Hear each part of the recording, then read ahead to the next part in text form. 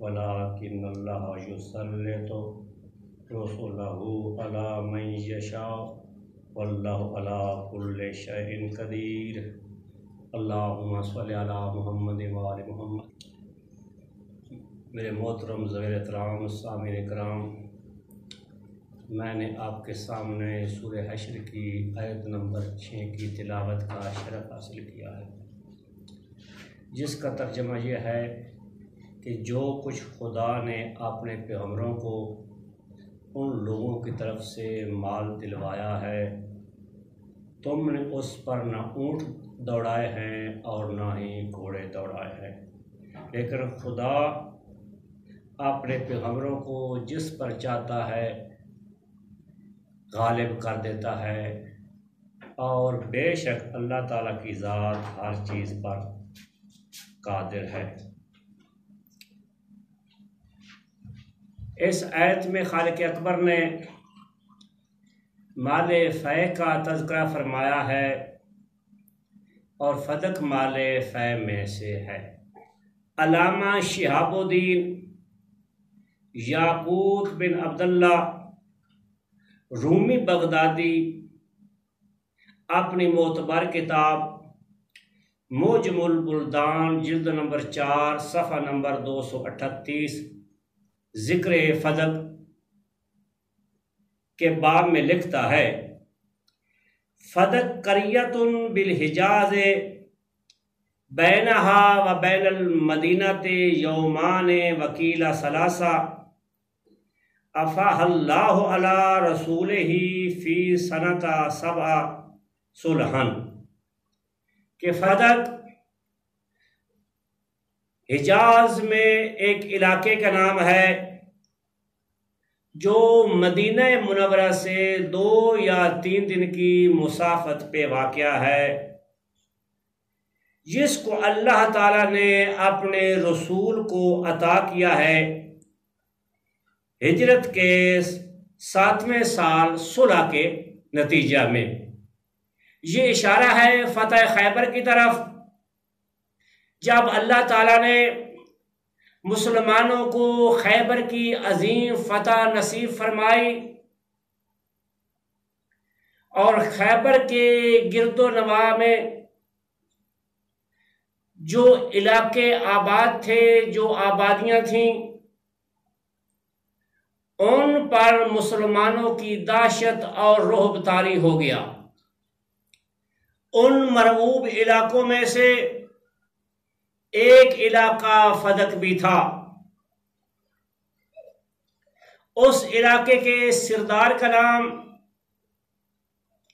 یوشع بن نون تھا۔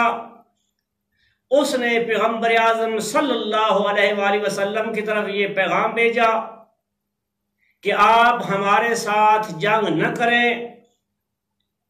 ہم فدق میں سے آدھا رقبہ آدھا علاقہ آپ کو دے دیتے ہیں، اس کے عوض میں آپ ہمیں مال و جان کی امان دیں۔ پیغمبر اعظم صلی اللہ علیہ وآلہ وسلم نے ان کی اس پیشکش کو قبول کیا اور ان سے فدق کا آدھا رقبہ لے لیا۔ یہی علامہ یاقوت بن عبداللہ لکھتا ہے کہ فَهِيَ مِمَّا لَمْ يُوجَفْ عَلَيْهِ بِخَيْرٍ وَلَا رِقَابٍ فَقَانَتْ خَالِصَةً لِرَسُولِ اللَّهِ صلی اللہ علیہ وآلہ وسلم، کہ فدق وہ علاقہ ہے جس پر مسلمانوں نے نہ گھوڑے دوڑائے ہیں اور نہ ہی اونٹ دوڑائے ہیں، اور یہ پیغمبر اعظم صلی اللہ علیہ وآلہ وسلم کی ملکیت خاصہ ہے۔ آگے ذکر فرماتے ہیں یہ علاقہ کیسا تھا، وَفِيهَا عَيْنُ فُوَارَةٍ وَنَخِيلٌ كَثِيرَةٌ، اس فدق نامی علاقہ میں پانی کے چشمے ابل رہے تھے اور کھجوروں کے باغات تھے۔ وہی التی قالت فاطمہ ان رسول اللہ صلی اللہ علیہ وآلہ وسلم نہلینہا فقال ابو بکر لذالک شہودا یہ وہی علاقہ ہے کہ جس کے متعلق پیغمبر اعظم صلی اللہ علیہ وآلہ وسلم کی صدیقۃ الکبریٰ بیٹی جناب فاطمہ الزہرا سلام اللہ و صلوات اللہ علیہ نے خلیفہ اول سے مطالبہ کیا کہ آپ میرے بابا کا حق میرے حوالے کریں، اور اس پر خلیفہ اول نے بی بی سے گواہوں کا مطالبہ کیا۔ شرح مواقف میں ہے کہ حسنین کریمین اور جناب ام کلثوم بنت امیر المومنین اہل الصلوۃ والسلام نے اپنی ماں کے حق میں گواہی دی کہ میری ماں سچی ہے، لیکن حسنین کریمین کی گواہی کو یہ کہہ کر رد کر دیا کہ یہ بچے ہیں، یہ اس قابل نہیں ہیں کہ کسی کی یہ گواہی دے سکے، جبکہ اس سے پہلے دیکھ چکے تھے کہ یہی حسنین کریمین اپنے نانا محمد کی نبوت اور صداقت کی گواہی دینے کے لیے میدان مباہلہ کی طرف بڑھے اور میدان مباہلہ کو زینت بخشی۔ اس سے ہٹ کر قرآن کے اندر بھی ایک مثال موجود ہے کہ عیسیٰ روح اللہ 3-4 دن کے تھے شہر ناصرہ میں یہودیوں کے سامنے اپنی ماں مریم کے بطول اور صادقہ ہونے کی گواہی دی کہ میری ماں سچی ہے، میں ان کی گواہی دے رہا ہوں۔ جب بنت نبوت صلی اللہ علیہ وآلہ وسلم سے گواہوں کا مطالبہ کیا گیا، یہ کتاب ہے شرح نہج البلاغہ، اس کی جلد نمبر 16 ہے اور اس کا صفحہ نمبر 313 ہے، اس پہ یہ عبارت موجود ہے۔ فقالت فاطمہ ان رسول اللہ صلی اللہ علیہ وآلہ وسلم آتانی فدق فقال لها هل لك على هذا بینہ، کہ پیغمبر اعظم صلی اللہ علیہ وآلہ وسلم کی بیٹی نے خلیفہ اول کے دربار میں کہا کہ آپ مجھے میرے بابا کا حق واپس پلٹا دے، یہ فدق میرا حق ہے اور میرے بابا نے مجھے دیا ہے۔ تو آگے سے جواب یہ ملا کہ اے پیغمبر کی بیٹی، کیا تیرے پاس کوئی گواہ ہے؟ فجاءت بعلی فشہد لہا، پیغمبر کی بیٹی مولا امیر المومنین کو ساتھ لائیں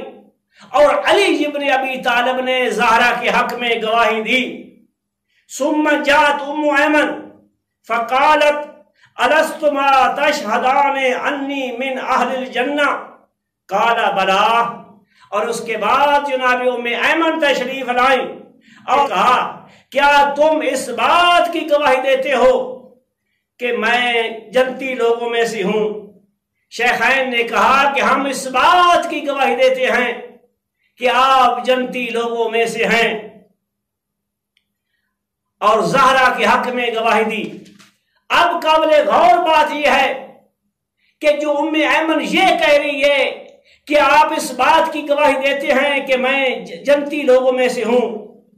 اس سے جناب ام ایمن یہ بتانا چاہ رہی تھی کہ جنتی لوگ جو ہیں وہ جھوٹ نہیں بولتے، کہ پیغمبر اعظم صلی اللہ علیہ وآلہ وسلم کی صدیقۃ الکبریٰ بیٹی سے گواہوں کا مطالبہ کرنا ہی قوانین شریعہ کے مخالف تھا، کیونکہ فدق پر بی بی کا تصرف اور قبضہ تھا۔ خود قبضہ جو ہوتا ہے وہ دلیل ملکیت ہوتا ہے، جس چیز کی طرف مولا امیر المومنین علی ابن ابی طالب نے بھی اشارہ فرمایا۔ جب پیغمبر کی بیٹی سے گواہوں کا مطالبہ کیا گیا تو مولا امیر المومنین علی ابن ابی طالب نے خلیفہ کو پیغمبر کا یہ قول اور فرمان یاد دلایا کہ پیغمبر اعظم نے فرمایا ہے البینۃ علی المدعی والیمین علی من انکر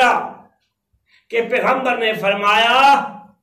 کہ مدعی کے ذمہ ہوتا ہے کہ وہ گواہ پیش کرے۔ اے وقت کا حاکم، گواہ پیش کرنا تیرا کام ہے، کیونکہ تو مدعی بن رہا ہے اور ہم سے زیادہ تو قسم لے سکتا ہے، گواہوں کا مطالبہ نہیں کر سکتا۔ یہ کتاب ہے سوائق المہر کا۔ اس کتاب کے اندر ابن حجر لکھتا ہے کہ بے شک علی ابن ابی طالب اور جناب ام ایمن نے زہرا کے حق میں گواہی دی، اور ان کی گواہی کو اس لیے قبول نہیں کیا گیا تھا چونکہ ان کی گواہی نصاب کی حد تک نہیں تھی۔ اب نصاب کیا ذکر کرتے ہیں؟ وہ کہتے ہیں کہ نصاب میں یہ ہے کہ 2 مرد گواہی دیں۔ اگر 2 مرد نہ ہوں،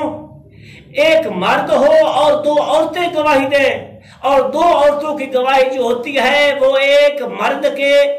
برابر سمجھی جاتی ہے۔ اب دیکھ رہی ہے کہ پیغمبر اعظم صلی اللہ علیہ وآلہ وسلم اپنی مبارک زندگی میں بھی ایسا کیا ہی کرتے تھے۔ ابن عباس روایت کرتے ہیں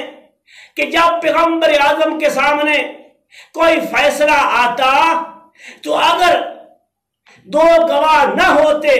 تو ایک گواہی لے لیتے اور دوسری اس سے قسم اٹھوا لیتے، کیونکہ قسم اٹھانا بھی ایک گواہی کے برابر سمجھی جاتی ہے۔ کتاب کا نام کنز المال ہے، کتاب و شہادات کے اندر موجود ہے کہ اصحاب ثلاثہ اپنی ادوار میں ایک گواہ کے ساتھ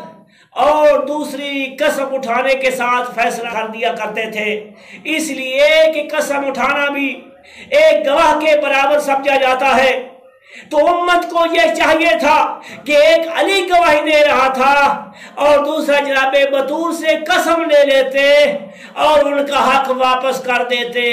آخر دعوانا ان الحمدللہ رب العالمین۔